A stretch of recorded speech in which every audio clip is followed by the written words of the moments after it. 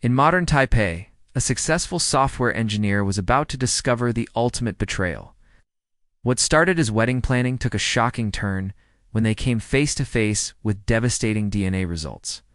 Evan Liu wasn't your typical tech professional. For 3 years, he had spent his life building what he believed was the perfect relationship, known for his unwavering loyalty and trust in those he loved. When he encountered Selene's pregnancy announcement just weeks before their wedding, he had no idea he was walking into the most elaborate deception of his life. Evan's joyful acceptance of fatherhood would lead to a discovery that would shatter everything he believed about love and trust. What began as prenatal excitement would become a carefully orchestrated escape from his own existence. The bustling city of Taipei would never be the same after one man chose to die rather than live with the truth, only to be reborn in the quiet mountains of Japan as someone else entirely. But this story isn't just about betrayals. It's about what happens when the dead watch their former life crumble from afar, and whether redemption is possible for both the deceiver and the deceived. In a tale spanning 2 countries and 3 years, we discover that sometimes the most devastating lies lead to the most authentic truths. Before we jump back in, tell us where you're tuning in from. And if this story touches you, make sure you're subscribed, because tomorrow I've saved something extra special for you. November 7th was supposed to be the happiest day of my life. Instead, I had decided to fake my death on that very day and leave everything behind.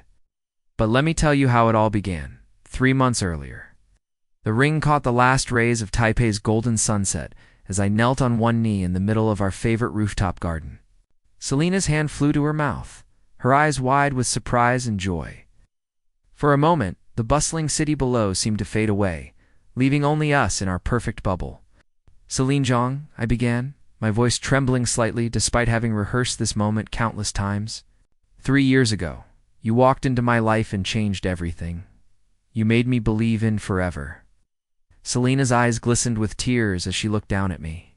Her marketing executive composure completely dissolved. In that moment, she wasn't the polished professional who commanded boardrooms. She was simply the woman I loved, vulnerable and beautiful. "Evan Liu," she whispered. "Are you really? Will you marry me?" I asked, opening the velvet box to reveal the ring I'd spent months selecting. A classic solitaire, elegant yet understated, just like her. "Yes," she whispered. Then, louder, "Yes. Of course, yes." As I slipped the ring onto her finger, she pulled me up into her arms, and we kissed as the city lights began to twinkle below us. In that moment, I felt like the luckiest man alive. After growing up in foster care, bouncing between homes until I aged out of the system, I'd built my life through sheer determination and endless late nights coding. But none of my professional achievements compared to this, having someone choose me, want to build a life with me. "I can't believe this is real," Selene murmured against my lips, admiring the ring on her finger. "Mrs. Selene Lee." I like the sound of that. The weeks that followed were a whirlwind of wedding planning and pure happiness. Herself into organizing every detail with the same precision she brought to her marketing campaigns. Color schemes, venue bookings, guest lists, she managed it all while maintaining her demanding career at one of Taipei's most prestigious agencies. "What do you think about cherry blossoms for the centerpieces?" she asked one evening, spreading fabric samples across our dining table. "Spring weddings are supposed to represent new beginnings." I looked up from my laptop where I'd been reviewing code for our company's latest app launch. Even exhausted from a 14-hour workday, she was radiant. Her long black hair fell in waves over her shoulder as she concentrated on the details, occasionally tucking a strand behind her, a habit I'd grown to adore. "Whatever makes you happy," I said, moving to sit beside her. "I just want to marry you. The rest is just decoration." She smiled and leaned into me. "You say that now, but you'll appreciate the attention to detail on our wedding day. I want everything to be perfect for us." Perfect. That word seemed to define our relationship. Selene was perfect, successful, beautiful, ambitious yet caring. Our apartment was perfect, decorated with her impeccable taste. Our social circle thought we were the perfect couple, the software engineer and the marketing executive, both successful in our own right, but even better together. 3 weeks before the wedding, Selene surprised me with something that made our perfect future feel complete. "I have news," she announced one evening, her face glowing with excitement as she emerged from the bathroom. "Good news, I hope?" She held up a pregnancy test, to clear pink lines visible. "We're going to have a baby." The joy that flooded through me was overwhelming. I swept her into my arms, spinning her around our living room as she laughed. A baby. Our baby. The family I'd always dreamed of having after growing up without one. "Are you happy?" she asked, slightly breathless from the spinning. "Happy?" "Selene, I'm over the moon. We're going to be parents." I set her down gently, suddenly protective. "How are you feeling? Do you need anything? Should you be taking vitamins?" She laughed at my immediate shift into protective mode. "I'm fine, Evan. Just a little tired lately, but that's normal. I've already made an appointment with Dr. Chen for next week." Over the following days, I found myself stealing glances at her, imagining her growing round with our child. I catch her unconsciously placing her hand over her still flat stomach, a soft smile playing on her lips. She mentioned feeling nauseated in the mornings, often rushing to the bathroom before work. "The baby doesn't like my usual coffee," she'd joke, switching to herbal tea instead. But along with the morning sickness came an unexpected distance. Selene, who used to share every detail of her day with me, became more private. Her phone seemed to buzz constantly with calls she'd take in the other room. "Work is crazy, right now," she'd explain when I asked. "The Peterson campaign is heating up, and the client is being particularly demanding." I accepted her explanations because I wanted to, because our life was perfect and I didn't want to look for problems where none existed. When she'd return from these calls looking slightly stressed, I'd massage her shoulders and remind her that soon she could take maternity leave and focus on our growing family. "You're going to be an amazing mother," I'd tell her, and she'd smile. Sometimes the smile didn't quite reach her eyes. One night, as we lay in bed discussing potential baby names, her phone lit up on the nightstand. The name C flashed across the screen before she quickly grabbed it and declined the call. "Work?" I asked sleepily. "It's probably a wrong number," she said, but I noticed her grip tighten on the phone. "Some client who keeps calling the wrong extension." I nodded, accepting her explanation as I drifted off to sleep. After all, why wouldn't I trust the woman who was carrying my child, the woman I was about to marry? Our perfect life was just beginning, and I had no reason to doubt that everything was exactly as it seemed. Little did I know that in 3 weeks' time, I would be sitting on our couch with a fake death contract in my hands, having learned that everything I believed about our perfect life was a carefully constructed lie. The first crack in our perfect facade appeared on a Tuesday evening. In November, Selene was reviewing wedding seating charts when I mentioned wanting to attend our first prenatal appointment together. "Oh, you don't need to come to every appointment," she said quickly, not looking up from her papers. "They're mostly routine. Checkups? Very boring." "I want to be there," I insisted, sitting beside her on the couch. "It's our baby. I want to be involved in everything." She finally looked at me, and for just a moment, I saw something flicker across her face. Fear, but it was gone so quickly, I wondered if I'd imagined it. "Of course," she said, her smile returning. "I just didn't want you to feel obligated. You're so busy with the app launch." But when I called Dr. Chen's office the next day to confirm our appointment, they had no record of Selene Zhang as a patient. When I mentioned this to Selene, she laughed it off. "I must have told you the wrong doctor's name. With wedding stress, I can barely keep track of anything. It's Dr. Liu different. Doctor entirely." Another easy explanation, another reason to trust rather than doubt. The second crack appeared when I was doing laundry and found a receipt in Celine's jacket pocket. A restaurant receipt from last Thursday night, the same night she'd told me she was working late on the Peterson campaign, so the restaurant was across town, far from her office, and the receipt was for 2 meals. "Oh, that," she said when I asked about it. "I took a client to dinner, part of the pitch process. You know how these corporate types like to be wined and dined? It's client, just a potential new account. Nothing concrete yet?"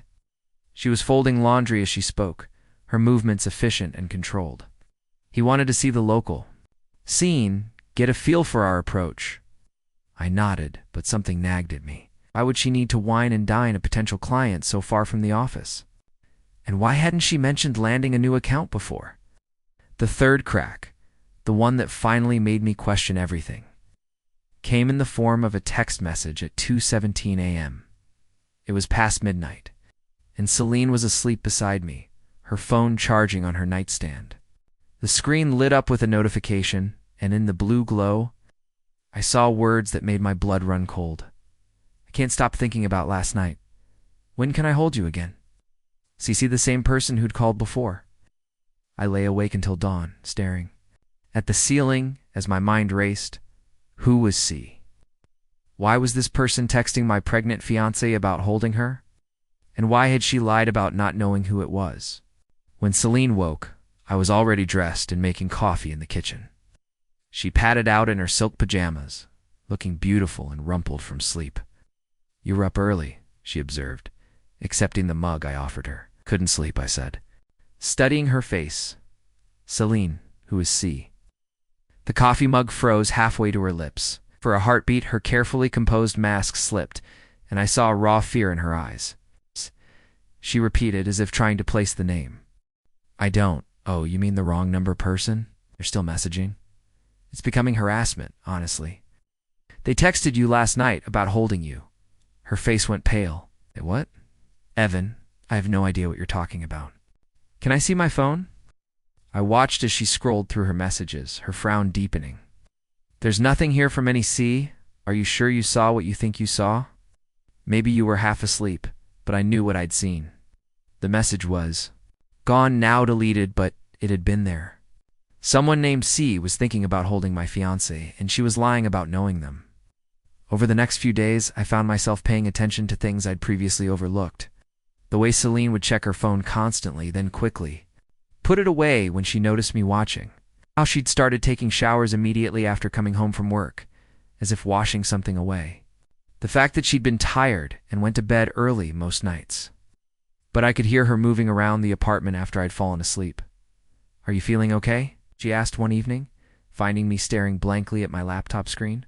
You seem distracted lately. Just work stress.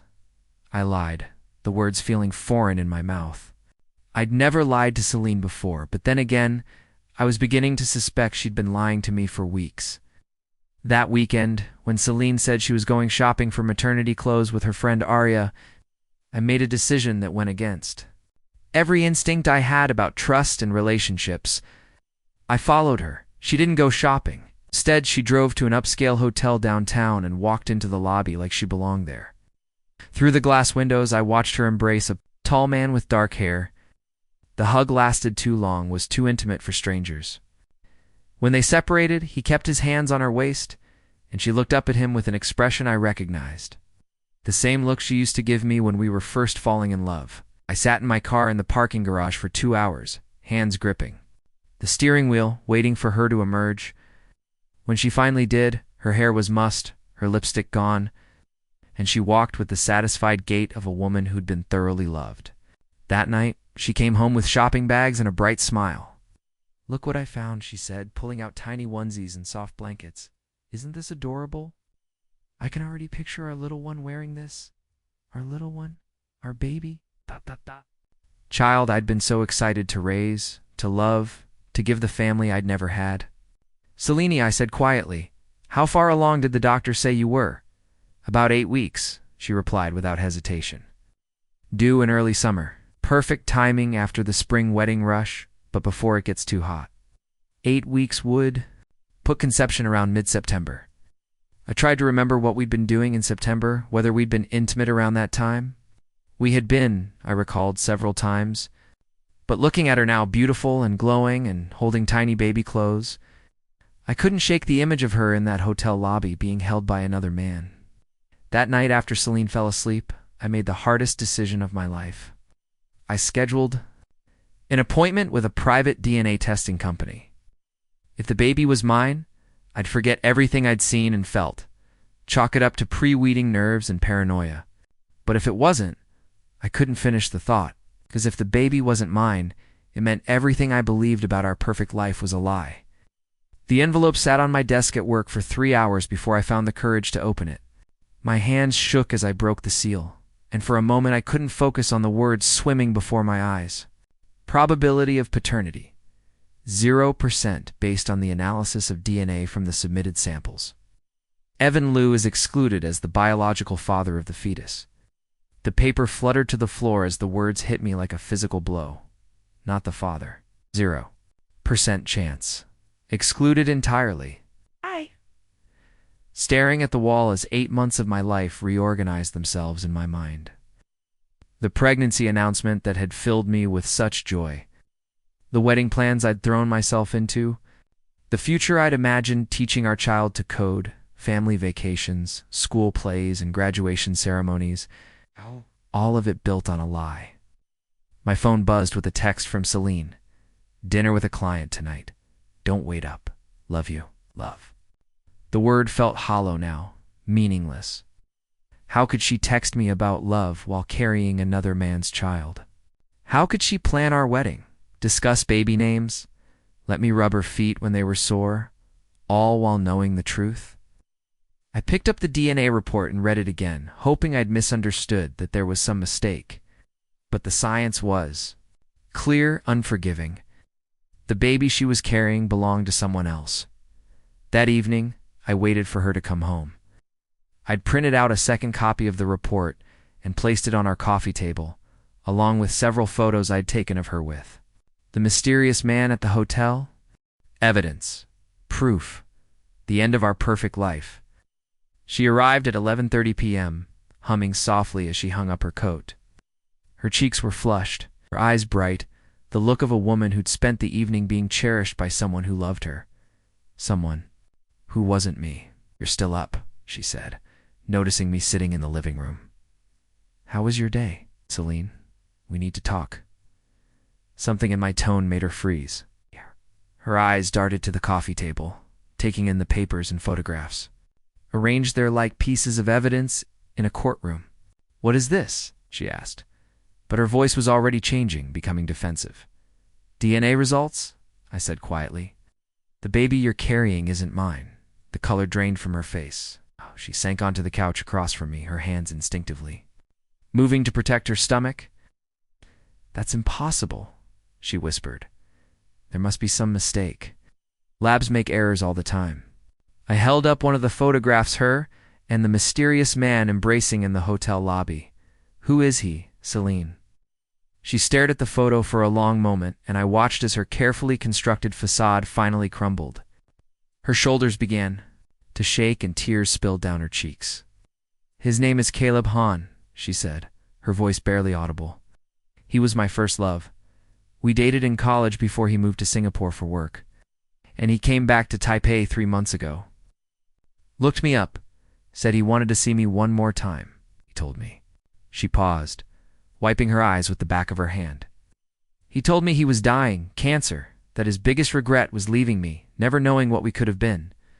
The pieces began to fall into place. So you slept with him? She said quickly, as if that made it better. Night.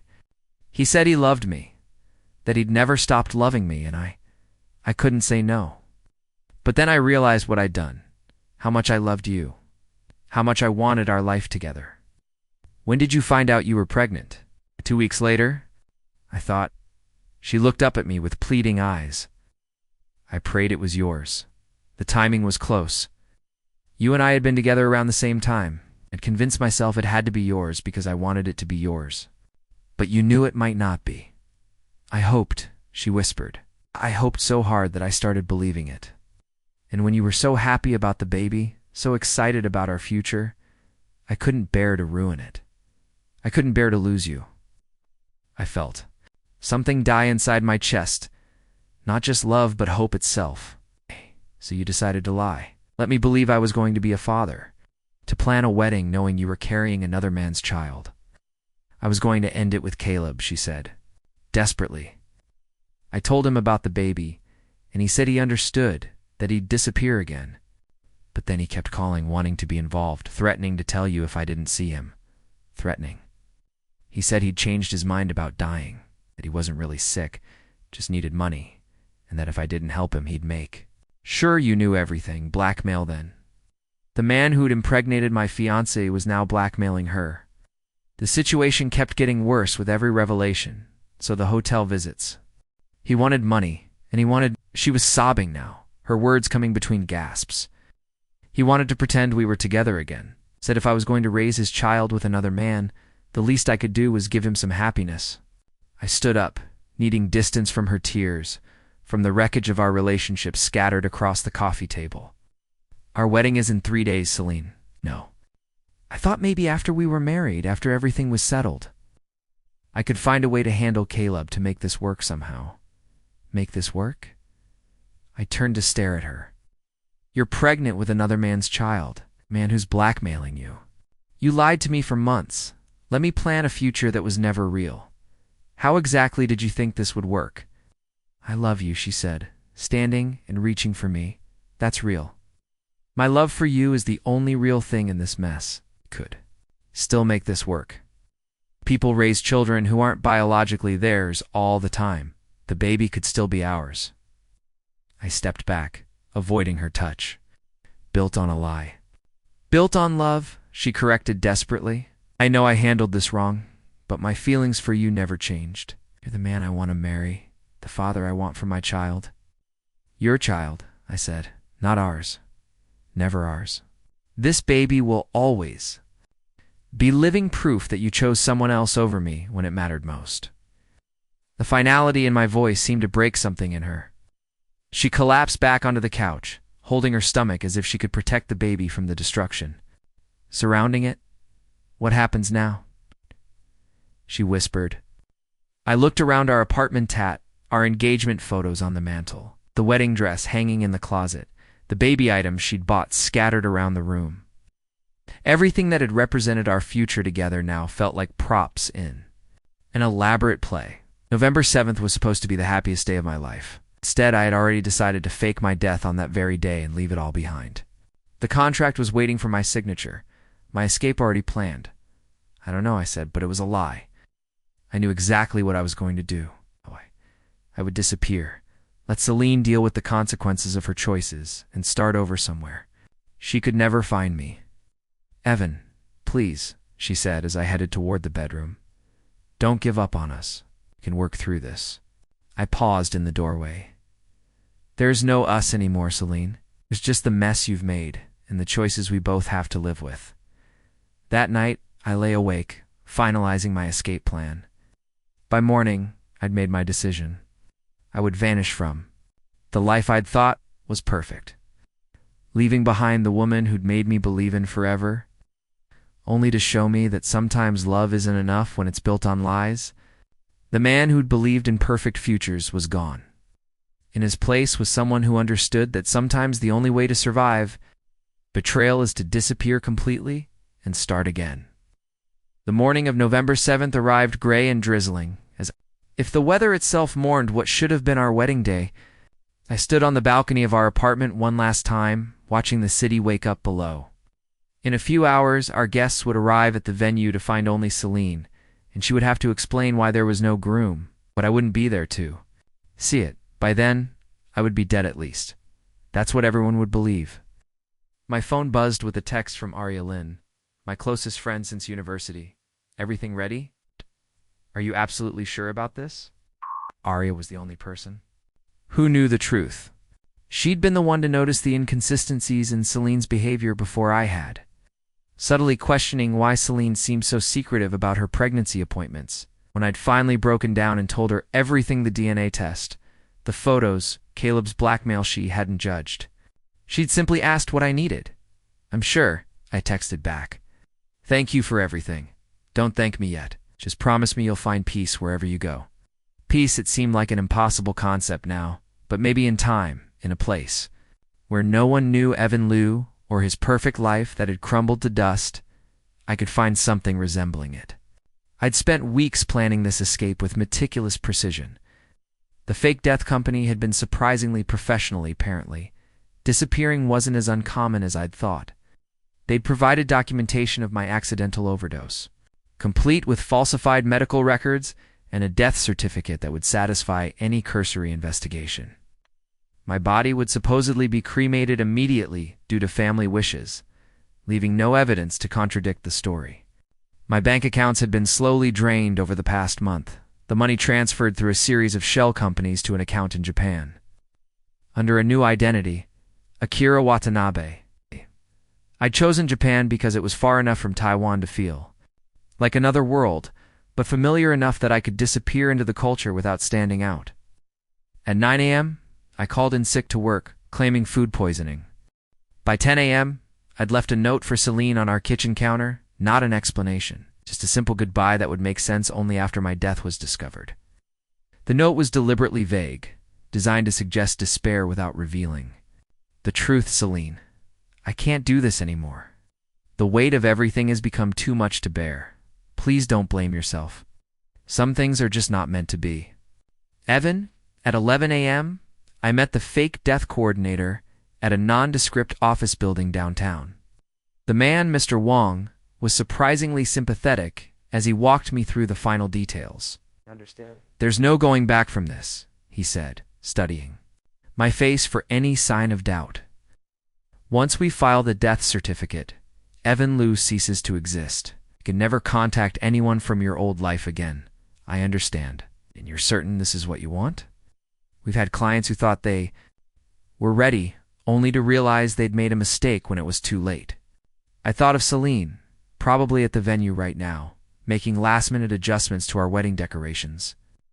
I thought of the baby growing inside her, Caleb's baby, and how she'd planned to let me raise it as my own. I thought of all the lies, all the nights she'd come home from her secret meetings while I'd massaged her feet and told her she'd be an amazing mother, I'm certain. The overdose was staged at a rented apartment across town. I'd supposedly been found by a neighbor, rushed to the hospital, and died en route. The documentation was flawless, the story believable enough to avoid suspicion. By evening, when Selene would be wondering why I hadn't shown up to our wedding, she'd receive a call informing her of my tragic death. But by then, I'd already be on a plane to Tokyo. The flight was the longest 8 hours of my life. It's not because of the distance, but because I spent every minute thinking about what I was leaving behind. 28 years of life, 3 years with Selene, career I'd built from nothing, friendships that had sustained me through the hardest times, all of it gone in an instant. When the plane touched down at Narita Airport, I felt something I hadn't expected: relief, not happiness, not peace, but a profound sense of release. I was free from the lies, free from the betrayal, free from the constant ache of loving someone who'd never really loved me back. I took a train to a small town called Takayama, nestled in the Japanese Alps. I'd chosen it for its remoteness, its quiet beauty, and its famous ceramics tradition. If I was going to reinvent myself, I wanted to do something with my hands, something real and honest that couldn't be built on deception. The first month was the hardest. I'd rented a tiny apartment above a pottery shop, and the owner, an elderly man named Sada-san, had agreed to teach me his craft in exchange for help with his English-speaking customers. My days were simple: wake at dawn, practice throwing clay, tend to the shop, study Japanese in the evenings. But the nights were brutal. In the silence of my small room, with nothing but the mountain wind for company, I'd replay every moment of my relationship with Selene. I'd wonder if I'd missed earlier signs, if I could have handled things differently, if somewhere in her web of lies there had been genuine love for me. The answer always came back the same: it didn't matter. Whether she'd loved me or not, she'd chosen to betray me. Whether her reasons were selfish or desperate, she'd decided my happiness was expendable. Whether the baby was conceived in love or manipulation, it would never be mine. Slowly, day by day, I began to let Evan Liu die properly. I stopped checking Taiwanese news websites. I deleted the photos from my phone. I threw away the small keepsakes I'd brought from our apartment. Piece by piece, I dismantled the life I'd built and the man I'd been. In his place, Akira began to emerge. Akira was quieter than Evan, more careful with trust. Akira found solace in the feel of clay between his fingers, in the meditative process of shaping something beautiful from nothing. Akira didn't believe in perfect love or perfect futures. He believed in small moments of peace, in honest work, in the simple satisfaction of a day well lived. It wasn't healing, not yet, but it was survival. And sometimes that's enough. Spring came to Takayama like a gentle awakening. The cherry blossoms bloomed along the mountain paths, and tourists began trickling back into the quiet town. I'd been Akira Watanabe for 6 months now, and the transformation felt more real with each passing day. My Japanese had improved enough for simple conversations, and my pottery was beginning to show promise. Sato-san had started letting me create pieces for the shop's display, simple bowls and cups that captured something of the mountain's serene spirit. The work was meditative, requiring a presence of mind that left little room for dwelling on the past. It was during this time of tentative healing that I first encountered Naomi. She ran a small cafe called Mountain Whisper, just down the street from the pottery shop. I'd noticed it before, the warm light spilling from its windows, the hand-painted sign that seemed to glow against the traditional wooden architecture. But I hadn't ventured inside. Akira was still learning to exist among people without the armor of Evan's confidence. The morning that changed everything was unremarkable in every way except one. I'd been struggling with a particularly stubborn piece of clay when Sato-san suggested I take a break. "Go get coffee," he said in his mixture of Japanese and broken English. "Mountain Whisper has good coffee, good for thinking." The bell above the door chimed softly as I entered, and the aroma of freshly ground beans mixed with something sweeter, cinnamon, perhaps, or vanilla. The cafe was small and cozy, with mismatched furniture that somehow created perfect harmony. Local artwork adorned the walls, and soft jazz played from hidden speakers. Behind the counter stood a woman about my age, her dark hair pulled back.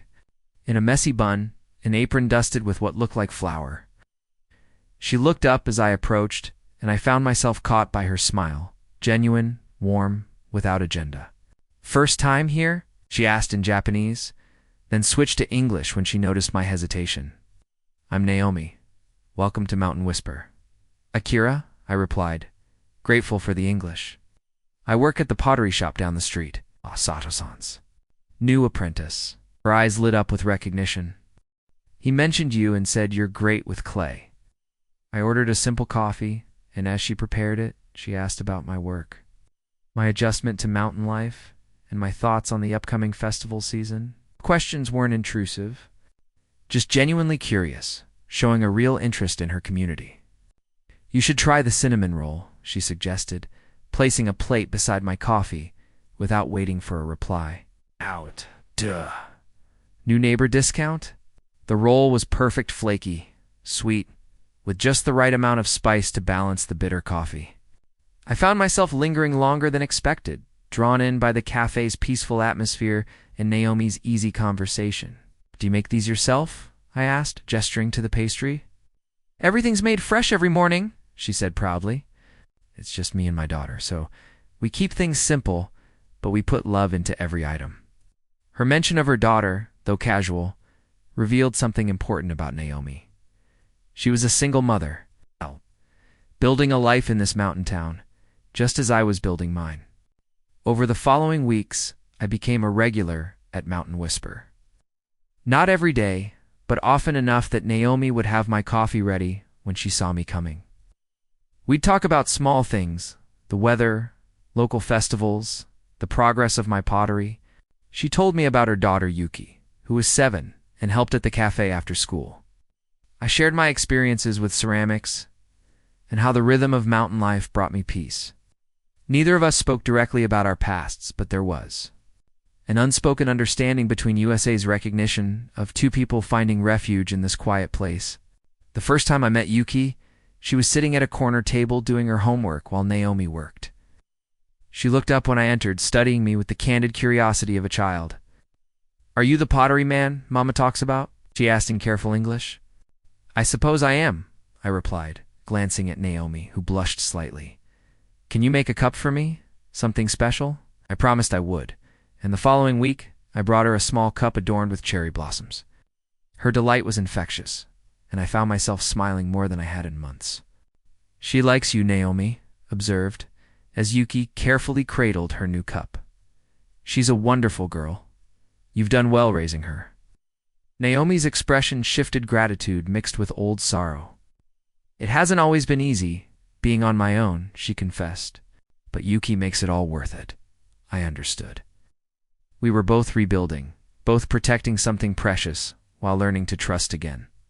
As summer arrived, our friendship grew stronger.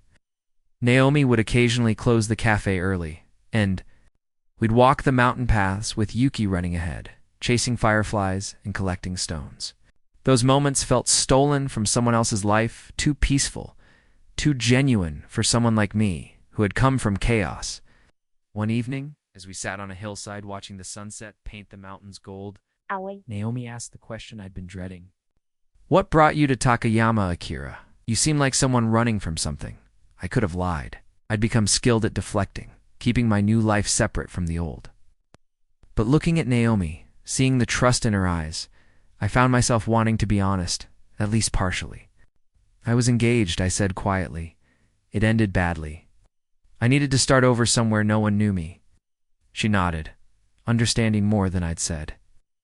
"I came here for similar reasons," she said quietly. "Yuki's father. He wasn't who I thought he was. When I found out what he'd done, I took Yuki and left everything behind." We sat in comfortable silence, two survivors who had found each other in an unlikely place. No promises, no declarations of love, but something began that night. Not love, not yet, but the hope that perhaps the future could hold something more than just survival. "Thank you," I said as we walked back toward town. "For what?" "For reminding me that starting over doesn't have to mean being alone." She smiled, and in that smile, I saw the possibility of what my life could become. Not a pale imitation of what I'd lost, but something entirely new, something real. While I was finding peace in the mountains and shaping clay, Selene's world was falling apart thousands of kilometers away in Taipei. I wouldn't learn the details until much later, when curiosity overcame my resolve to leave the past buried.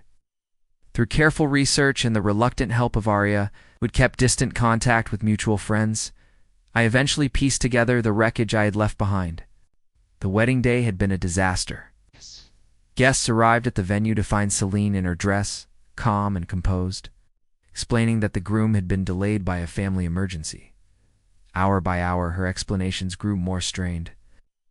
Some guests left, others stayed, unsure whether to offer support or find an excuse to leave. It was during the reception, the moment that should have been a celebration, the call came the hospital, informing her of my accidental overdose. Selene's composure finally cracked. According to Arya, who'd been there to witness it, Selene's screams could be heard throughout the venue. The aftermath was swift and brutal. The marketing agency where Selene worked prided itself on image and stability. An employee whose fiancé died under suspicious circumstances on their wedding day, especially when rumors began circulating about the strange timing, was not the kind of representation they wanted. Within a month, citing budget constraints and restructuring, they'd eliminated her position. But Selene's professional problems were nothing compared to her personal ones. Caleb, upon learning of my death, had initially disappeared, apparently spooked by the possibility of being connected to my supposed suicide. But his absence was temporary. Within 6 weeks, he'd returned with increased demands. He was worse. "After you?" "After what happened?" Arya told me during one of our carefully encrypted conversations. He seemed to think Selene was now entirely dependent on him. He demanded money for emotional support during her grief, claiming he was the only one who understood her loss. Selene had tried to cut him off, but Caleb had leverage she couldn't ignore: the pregnancy. With me gone, she had no cover story. For the baby, her mother, Mrs. Zhang, had initially been supportive, helping with funeral arrangements and offering to let Selene move back home. But when the pregnancy began to show and Selene couldn't provide a satisfactory explanation for the timing, Mrs. Zhang's support turned to suspicion. She started asking questions, Arya continued, about the pregnancy dates, about why Selene seemed so secretive. When she finally pieced it together that the baby couldn't be yours, she was horrified. Not because of the infidelity, but because of what it meant for the family's reputation. The confrontation between Selene and her mother had been explosive. Mrs. Zhang, who'd built her social standing on careful cultivation of the family image, couldn't tolerate the scandal of her daughter bearing another man's child while engaged to someone else. She'd given Selene an ultimatum: terminate the pregnancy and never speak of it again or leave the family permanently. Selene had chosen the baby. It was perhaps the first genuinely selfless decision she'd made in months, but it came at a devastating cost. Cut off from family support, unemployed, and still being manipulated by Caleb, she'd spiraled into isolation. She moved to a small apartment in a different district, Arya reported. Somewhere her mother's friends wouldn't see her. She was trying to find work. But her reputation in the industry was complicated. She whispered about what had really happened with you, about why her fiancé would kill himself on their wedding day. The whispers weren't entirely unfair. In a city like Taipei, where professional networks were tight and personal scandals became public knowledge quickly, Selene's story raised uncomfortable questions. Some blamed her for my death, wondering what she'd done to drive me to such desperation. Others pitied her as a victim of circumstances beyond her control. Neither narrative was accurate, but both were damaging. Selene found herself unemployable in marketing, her network of professional contacts mysteriously unavailable, her social circle gradually shrinking as friends found reasons to maintain distance. Meanwhile, Caleb had become increasingly demanding. No longer content with occasional payments, he'd essentially moved into her life, claiming he needed to be involved in preparing for their child. He'd manipulated her grief over my death, suggesting that I'd killed myself because I'd discovered the truth about the baby, that she was responsible for my despair. She started believing it, Arya said, during one particularly difficult conversation. How? She convinced herself that your death was her fault, that she'd destroyed the only man who'd ever really loved her. Caleb fed into that guilt, using it to control her completely. By her 6th month of pregnancy, Selene had become a shadow of the confident woman I'd known. She'd isolated herself from the few friends who still reached out, believing she didn't deserve their support. She worked part-time at a small retail job that barely covered her expenses, while Caleb contributed nothing but took everything. He's not working, Arya told me. Claims he's still dealing with his cancer recovery, even though Selene knows he was never sick. But she's so broken down, so convinced she deserves this punishment, that she just accepts it. The worst part, according to Arya, was how Selene talked about the baby. What should have been a source of joy had become a reminder of her failures. She'd speak about the child as if it were a burden she had to bear, a consequence of choices she regretted. She said something that haunted me, Arya reported. She said the baby would grow up knowing its father was a liar and its mother was a fraud, and that maybe it would be better if she'd never. Arya couldn't finish the sentence. As I listened to these reports from my peaceful mountain town, I felt an emotion I hadn't expected. Pity. Not love that had died completely, but a kind of sad recognition of how completely Selene had destroyed herself. She'd made terrible choices. The punishment she was living seemed almost excessive. Then I'd remember the months of lies, the DNA test, the plan to let me raise another man's child without knowing. I'd remember how she'd looked at me with false tears in her eyes, promising futures she'd never intended to deliver. Selene was reaping what she'd sown. The life she was living was the natural consequence of the choices she'd made. I'd given her everything: my love, my trust, my vision of a perfect future, and she'd traded it all for a man who saw her as nothing more than a source of money and validation. In Japan, working with clay in the shadow of ancient mountains, I'd found something approaching peace. In Taipei, Selene was learning that some betrayals echo forever, that some lies consume the liar more completely than the lied to. It was a harsh lesson, but perhaps it was the only one that could reach her. Sometimes the truth doesn't set you free. Sometimes it buries you under the weight of what you've done. And sometimes that's exactly what needs to happen. Months after my death, Selene found me. I'd grown complacent in my mountain sanctuary, believing that Akira Watanabe was safely buried in bureaucratic anonymity. My Japanese had improved dramatically. My pottery was selling in galleries across the region. My relationship with Naomi had deepened into something I was finally ready to call love. I'd proposed to her just weeks earlier, a simple ceremony planned for autumn, with only Yuki and a few close friends in attendance. For the first time since leaving Taipei, I felt genuinely happy. The ghosts of Evan Liu's life seemed finally laid to rest. Then she appeared at Mountain Whisper on a Tuesday morning in late summer. I was in the back room helping Naomi prepare the day's pastries when Yuki's voice called out from the front, "Mama, there's a woman here asking about the pottery man." Through the doorway, I caught a glimpse of familiar dark hair, a designer handbag that looked out of place in our simple cafe. My blood turned to ice as recognition hit me like a physical blow. Selene, 8 months pregnant, her face gaunt, despite her swollen belly. Ow. Her eyes holding a desperate hope that made my chest tighten with unwanted sympathy. "Who is she?" Naomi asked, noticing my sudden stillness. I couldn't answer. I couldn't move or breathe. The walls of Akira's life, carefully constructed, began crumbling as Evan's past walked through the door. "I need to," I started, but Selene had already spotted me through the doorway. "Evan," she whispered, the word carrying such pain that even Naomi flinched.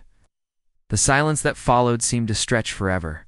Yuki looked between us with growing confusion, while Naomi's face went pale as understanding dawned. Selene stood, frozen in the doorway like a ghost made manifest. "Oh, you're alive," she said, her voice breaking. "You're alive, and you've been here, and you let me," she couldn't finish. Her composure finally shattering as tears began streaming down her cheeks. I forced myself to move, to step forward and face the reckoning I'd hoped would never come. "Naomi," I said quietly, not taking my eyes off Selene, "could you take Yuki upstairs, please?"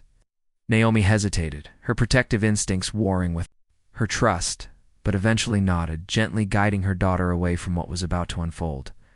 When we were alone, Selene collapsed onto one of the cafe chairs, her hands cradling her belly as she sobbed. "How could you?" she gasped between tears. "How could you let me think you were dead? Do you have any idea what these months have been? Like the guilt, the grief, believing I killed you with my lies?" I remained standing, arms crossed, watching this woman who had once been the center of my universe fall apart in the place I had built my new life. "You did kill me," I said quietly. "The man who loved you, who believed in our future together, he died the night I learned the truth. Everything that happened after was just cleaning up the remains. But you let me suffer," she continued, her voice rising. "You let me lose everything, my job, my family, my friends. You let Caleb destroy what was left of my life while you were here playing house with." She gestured toward the stairs where Naomi had disappeared. Playing house. The words ignited something cold and furious inside me. "You think this is a game? You think I came here to punish you, didn't you?" she shot back. "Isn't this exactly what you wanted? To watch me lose everything while you started over with someone else?" I studied her face, the hollowed cheeks, the dark circles. Under her eyes, the way her hands shook as she cradled her belly. This wasn't the confident, beautiful woman I had fallen in love with. This was someone broken by consequences she'd never anticipated. "I didn't want to watch anything," I said finally.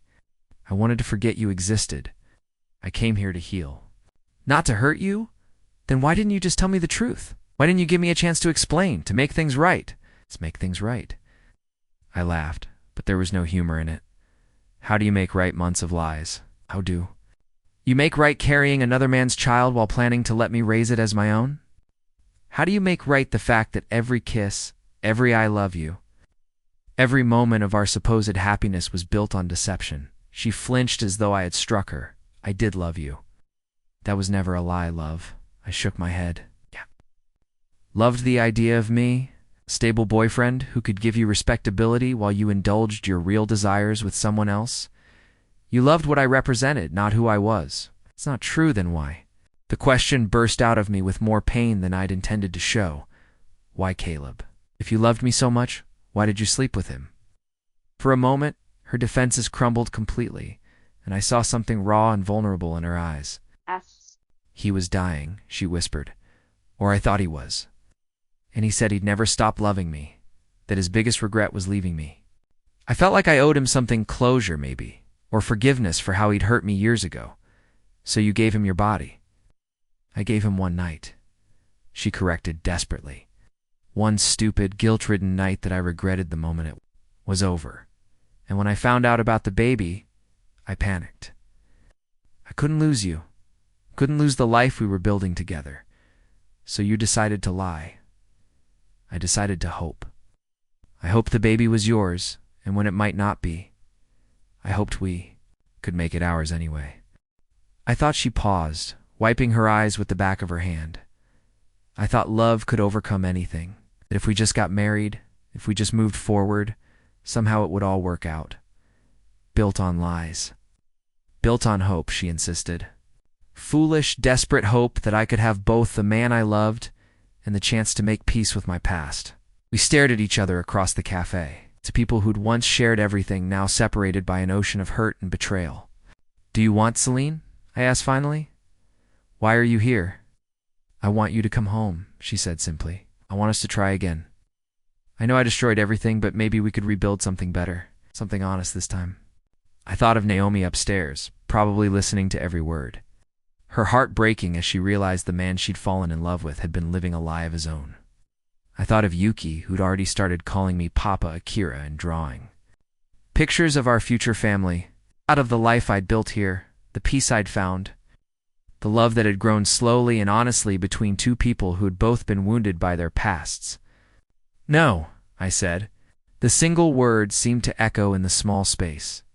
Selena's face crumpled, as if I'd physically struck her.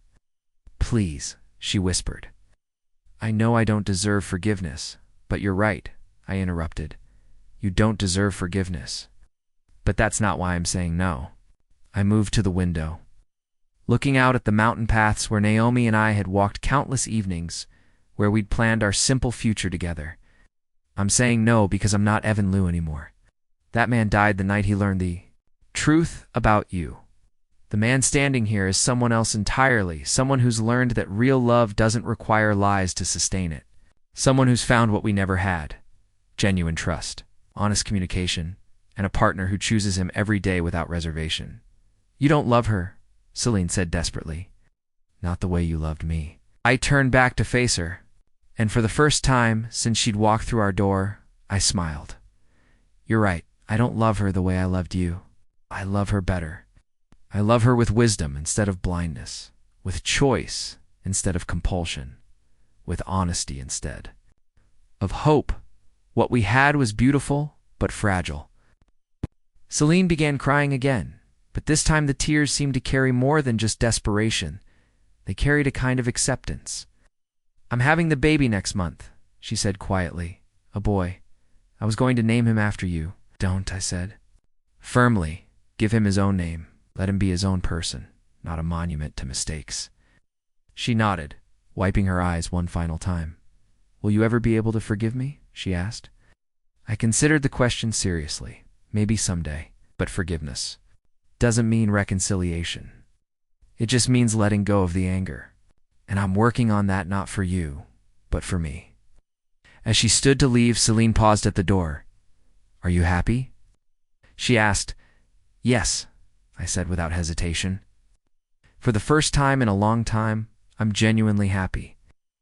She nodded and walked away, disappearing into the mountain town where she didn't belong, leaving me to face the conversation I knew was waiting upstairs. The past had found me, but it no longer owned me. That, perhaps, was the truest measure of how far I'd come. Silence in our apartment above the cafe was deafening. Naomi sat on our small couch, her hands folded in her lap, while Yuki played quietly in her room, sensing the tension even if she didn't understand it. I stood by the window, watching Selene's figure disappear down the mountain path, knowing that everything I'd built here was about to change. "Her name was Selene," I said finally, not turning around. "She was my fiancée. We were supposed to be married the day I left Taiwan. You lied to me." Naomi's voice was quiet, but I could hear the hurt beneath the calm. "For 18 months, you've been lying to me." Yes, there was no point in denying it, no excuse that would make the deception acceptable.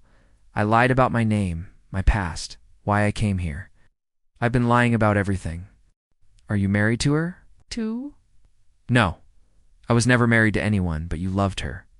I finally turned to face her. Naomi's eyes were red-rimmed but dry, her expression carefully controlled.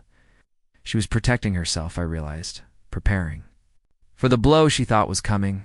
I did love her. It's more than I thought it was possible to love someone. I believed we were going to spend our lives together, raise children together, grow old together. What happened? So I told her everything. The engagement, the pregnancy, the DNA test, the lies and betrayal that had driven me to fake my death and flee to Japan. I told her about Caleb's manipulation, about Selene's desperate attempts to maintain her perfect image, about the moment I realized that the woman I'd planned to marry had been living a double life for months. Naomi listened without interruption, her face growing paler as the story unfolded. When I finished, she sat in silence for a long time, processing everything I'd revealed. "So your real name is Evan Liu," she said finally. It was. But I meant what I told her downstairs. That man is gone. I became Akira here, with you. This isn't a disguise I'm wearing. It's who I am now. But you're still legally dead in Taiwan. Yes, and she thinks you faked your death to punish her. That's what she wants to believe. It's easier than accepting that I simply couldn't bear to exist in the same world as her lies anymore. Naomi stood and moved to the kitchen, busying herself with unnecessary tasks, wiping already clean counters, reorganizing already organized shelves. I recognized the behavior. She was thinking, processing, deciding. "Do you still love her?" she asked without looking at me. No. The answer came without hesitation. What I felt for her died completely the night I learned the truth. You can't love someone who never really existed. But seeing her again, hearing that she's having his baby, it didn't bring back any feelings. I considered the question. Honestly, it brought back pain. Not love, but grief for what I thought we had. Pity for what she's become. And if I'm being completely honest, a kind of satisfaction that the consequences of her choices finally caught up with her. Naomi stopped her cleaning and turned to study my face. That doesn't sound like the gentle man I fell in love with. Maybe it's not. Maybe learning to love again required learning to be harder, more protective of what matters. I moved closer. To her, needing her to understand. Naomi, what Selene and I had was built on a foundation of illusions. She loved the idea of me, and I loved the idea of her. Neither of us really knew the other person. And what do we have? The truth. All of it now. You know exactly who I am, the good and the ugly, the gentle and the harsh. You know why I came here? What I was running from? How damaged I was when we met? And you loved me anyway? Helped me heal anyway? Chose to build something real with me anyway? She was quiet for another long moment, and I could see her wrestling.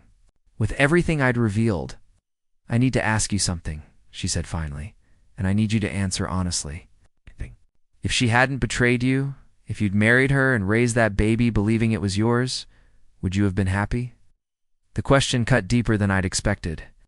I thought I would have been, but now I know it would have been a false happiness, built on lies I didn't know I was living. Eventually, the truth would have come out, maybe when the child was older, maybe on Selene's deathbed, maybe never. But I would have lived my entire life believing in something that wasn't real. And now? Now I know the difference between loving an illusion and loving a person, between happiness based on what you think you have and peace based on what you actually have. Naomi nodded slowly, seeming to reach some internal decision. "I'm angry with you," she said quietly. "Not for your past, but for lying to me about it. For letting me fall in love with someone whose name I didn't even know. I understand, but I'm also grateful." "Grateful? That you trusted me enough to tell me the truth when it mattered? You chose our reality over her fantasy?" She paused, meeting my eyes directly. "That you chose me." Relief flooded through me so powerfully that my knees nearly buckled. "Always. I will always choose you. Even if it means dealing with the complications. If she comes back, if there are legal issues with your death certificate, if we have to navigate the mess of your old life, even then, especially then," she smiled, for the first time since Selene had appeared, and I felt the foundation of our life together solidify rather than crack. "What do we tell Yuki?" she asked, the truth adapted for her age. That my name used to be different? That I came here to start over after something sad happened? That sometimes grown-ups make mistakes, but what matters is learning from them. And if Selene comes back, she won't. She got what she came for: confirmation that I'm alive and that I've moved on. She'll go back to Taiwan and figure out how to live with the consequences of her choices. You sound very certain. I thought about the broken woman who'd sat in our cafe, the way she'd looked when I told her I loved Naomi better than I'd ever loved her. She's not fighting for love anymore. She's fighting against loneliness. But she can't have me back, and somewhere deep down she knows it.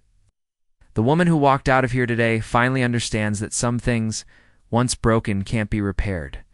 Naomi moved into my arms then, and I held her close, feeling the truth of what we'd built together, solid, honest, real, in ways that my relationship with Selene had never been. I love you, Akira, she said against my chest. All of you, Evan. The parts that used to be Evan. I love you too. More than I knew it was possible to love anyone. Later that evening, as we sat together watching Yuki practice her English homework, I realized that Selene's unexpected visit had given me something I hadn't known I needed: absolute certainty. Not just that I'd made the right choice in leaving, but that I was making the right choice every day by staying. The past had tested our future and found it strong enough to survive. I was worth more than any apology Selene could have offered, more valuable than any forgiveness I might eventually extend. Some endings are really beginnings in disguise. Today it felt like both. 6 months after our confrontation in the cafe, I learned through Arya that Selene had given birth to a healthy baby boy. She'd named him David not after me, as she'd originally planned, but as his own person, just as I'd suggested. The birth had been a turning point for her, Arya reported. Something about holding her son, seeing his face for the first time, had broken through the despair and self-destruction that had consumed her since my death. For the first time in months, she'd felt responsible for something other than her own pain. She's different now, Arya told me during one of our encrypted conversations. Caleb tried to assert parental rights, demanding to be involved in raising David, but she refused him completely. She told him the baby was her responsibility alone, and if he didn't leave them in peace, she'd expose his fraud about the cancer to everyone who'd ever known him. It was the first time Selene had shown any real backbone in dealing with Caleb, and apparently it had worked. Faced with the prospect of his manipulative lies being revealed publicly, he'd disappeared again this time, according to Arya. 4. Good. With Caleb gone and her mother still maintaining distance, Selene had found herself truly alone for the first time in her adult life. But instead of crumbling under the isolation, she'd used it to rebuild herself from the ground up. Working as a freelance marketing consultant now, Arya continued.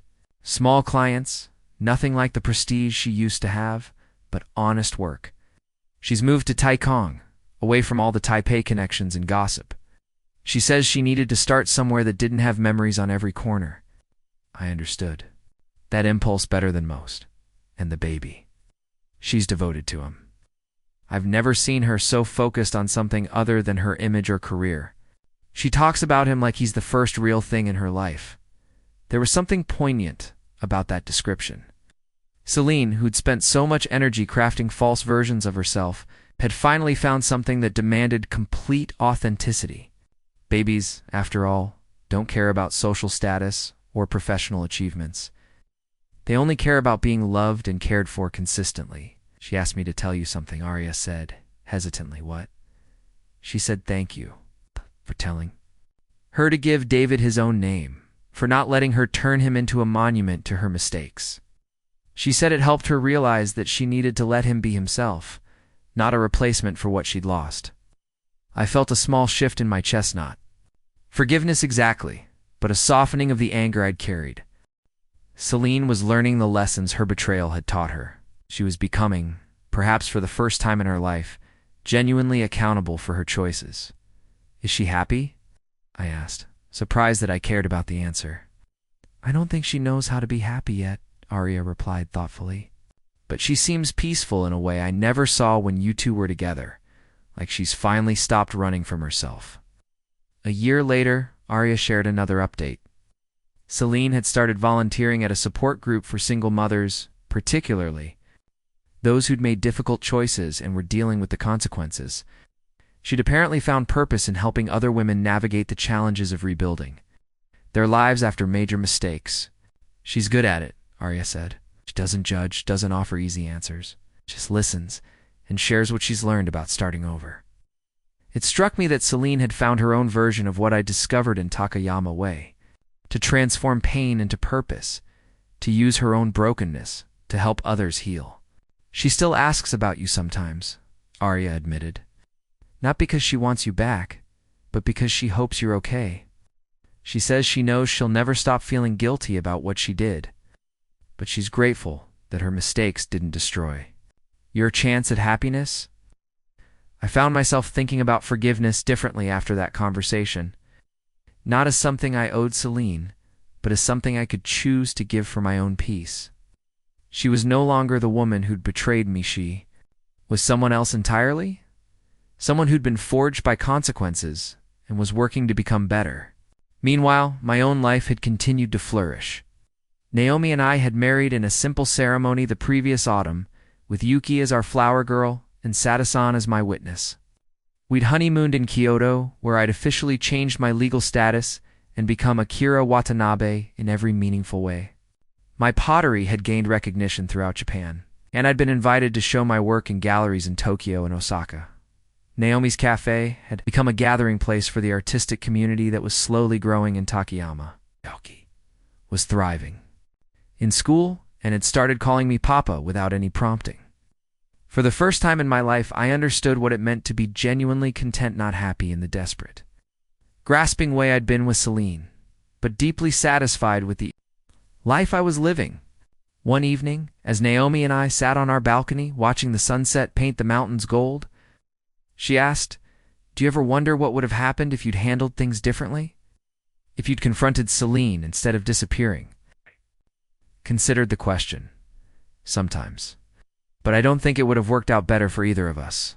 She needed to fall completely before she could rebuild herself honestly, and I needed to leave that life behind entirely before I could figure out who I really was. No regrets about leaving? No. About the pain it caused? Some, but pain isn't always a bad thing. Sometimes it's the only teacher that can reach us. Naomi nodded, understanding in the way that only someone who'd also rebuilt their life from scratch could understand. As the stars appeared overhead, I thought about the strange symmetry of our journeys. Both Selene and I had been broken by her betrayal, but we'd used that brokenness differently. She'd stayed in the wreckage and learned to rebuild responsibly. I'd walked away from it entirely and learned to build something new. Both paths had led to growth, to wisdom, to a kind of peace that neither of us had possessed before. The difference was that I'd found love again along the way, while she'd found herself. Perhaps that was exactly what each of us had needed. Perhaps the ending of our story hadn't been a tragedy after all, but a beginning to new stories that couldn't have existed if the old one hadn't ended exactly as it did. In the distance, I could hear Yuki practicing her piano, the notes drifting up from the cafe below. Simple melodies, carefully learned, played with more enthusiasm than skill. It was the sound of someone learning, growing, becoming. It was the sound of a life well lived. 3 years after Selena's visit to our mountain sanctuary, Naomi and I returned to Taiwan for the first time since my death. Not to Taipei, that city held too many ghosts, but to the eastern coast, where neither Evan Liu nor his painful history had ever existed. We traveled as the Watanabe family, Akira, Naomi, and 12-year-old Yuki, who'd officially become my daughter through adoption the previous year. To anyone who met us, we were simply Japanese tourists exploring the beautiful coastline. A quiet family taking photos of sunsets and collecting shells on pristine beaches. But for me, stepping onto Taiwanese soil again felt like a profound act of closure. The man who'd fled this island in desperation and grief was returning in peace, carrying with him proof that sometimes the most devastating endings can become the most beautiful beginnings. "It's different than I imagined," Naomi said as we stood on a clifftop overlooking the Pacific. The same ocean that touched the shores near our mountain home in Japan stretched endlessly before us, connecting our two worlds in ways that felt both symbolic and comforting. "What did you imagine?" I asked, wrapping my arm around her waist while Yuki explored tide pools below us. Something sadder, I think, given everything that happened here, but it feels hopeful somehow. Right? Taiwan didn't feel like the place where Evan Liu had died anymore. It felt like another country entirely, one where Akira Watanabe could walk freely without the weight of old sorrows. On our second day, we visited a pottery studio in Hualien, where I'd been invited to display some of my work. The owner, Master Chen, was an elderly man whose reputation in ceramic art spanned decades.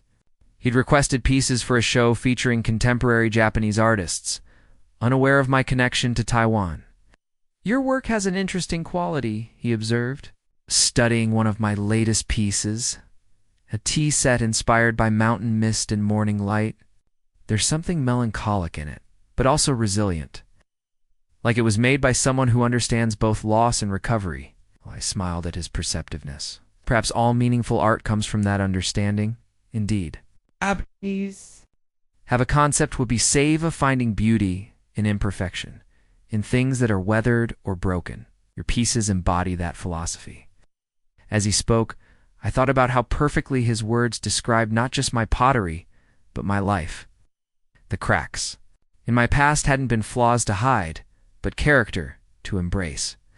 My brokenness had become the foundation for something stronger, more honest, more beautiful than what had come before. That evening, as we sat in our hotel room overlooking the ocean, Yuki working on a school project while Naomi read beside me, I felt a profound sense of completion. Not the desperate happiness I'd once chased with Selene, but a deep, sustainable contentment that came from knowing exactly who I was and where I belonged. "Papa," Yuki said suddenly, looking up from her homework, "can I ask you something?" "Of course. When you lived here before, were you different than you are now?" The question caught me off guard with its directness. Yuki had known about my past life in general terms, that I'd been sad here and had come to Japan to start over, but we'd never discussed the details. "Very different," I said honestly. "I was younger, and I thought I knew what I wanted from life, but I was wrong about almost everything." "What were you wrong about?" I glanced at Naomi, who nodded encouragingly. "I thought love meant trying to make someone perfect instead of accepting them as they are. I thought happiness meant having everything go according to plan instead of learning to adapt when plans change. I thought trust meant believing in someone, without question, instead of building understanding through honest communication. And now I know that the best things in life, like our family, come from facing difficulties together instead of trying to avoid them. From choosing each other every day instead of taking love for granted." Yuki nodded solemnly, filing this wisdom away with the careful attention she brought to everything important. Later, after she'd gone to sleep, Naomi and I walked along the beach under a canopy of stars. The waves whispered against the shore with the same rhythm I remembered from my childhood visits to this coast. Before foster care, before heartbreak, before the long journey that had led me back here as a completely different person. "Do you think she's happy?" Naomi asked suddenly. Selene, I mean. It had been over a year since Arya's last update. But according to her, Selene had continued building her new life in Taikong. Her consulting business was thriving. Her son David was healthy and bright, and she'd found a community among the single mothers she counseled. She'd even started dating someone, a social worker who knew her full history and accepted it without judgment. "I think she's learning what happiness actually looks like," I said. "Just like I did." "Do you think you'll ever see her again?" "I don't know. Gosh, maybe someday, when enough time has passed that we can meet as the people we've become instead of the people we were. But I don't need to see her to know that we're both okay. We found our separate ways to peace. And if she asked for forgiveness," I considered the question as we walked. "I think I forgave her a long time ago, without realizing it. Not because she deserved it, but because holding on to anger was keeping part of me tied to the past. Forgiveness. It wasn't about hurt. It was about freeing myself to love you and Yuki completely." The next morning, our last in Taiwan, I stood alone on the hotel balcony, watching the sunrise paint the mountains inland. Somewhere beyond those peaks lay Taipei, where the story of Evan Liu had ended, and where Selene was probably starting another ordinary day with her son.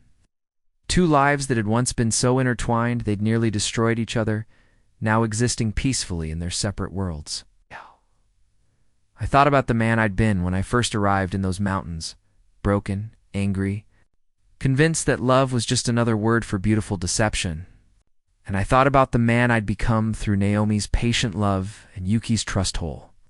Grateful, certain that real love was the most honest thing in the world. The journey from one to the other hadn't been easy, but it had been necessary.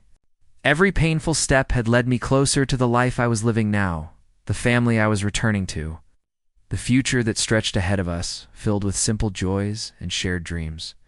When Naomi joined me on the balcony, bringing coffee and the warm smile that had become my anchor, I realized that this trip had accomplished something I hadn't expected.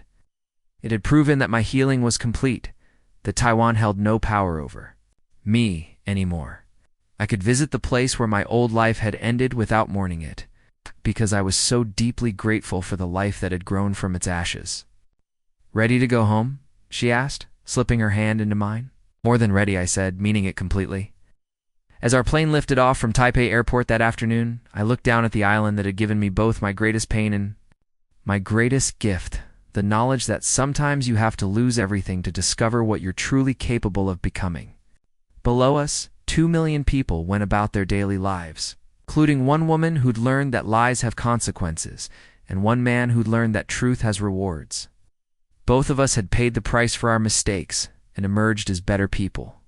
For it, the plane banked toward Japan, toward home, toward the mountain town where I'd built a life based on honesty and sustained by love. In the seat beside me, Naomi dozed peacefully, while Yuki drew pictures of the beaches we'd visited. For the first time since that terrible November night when I'd signed my fake death certificate, I felt no need to look backward. The future was calling, and it sounded like laughter echoing through mountain valleys. It's like pottery wheels spinning in early morning light, like I love you spoken in 3 languages and meaning the same beautiful thing in all of them. Evan Liu was finally, completely, peacefully dead, and Akira Watanabe was fully, joyfully alive. Up next, you've got 2 more standout stories right on your screen. If this one hit the mark, you won't want to pass these up. Just click and check them out. And don't forget to subscribe and turn on the notification bell so you don't miss any upload from us.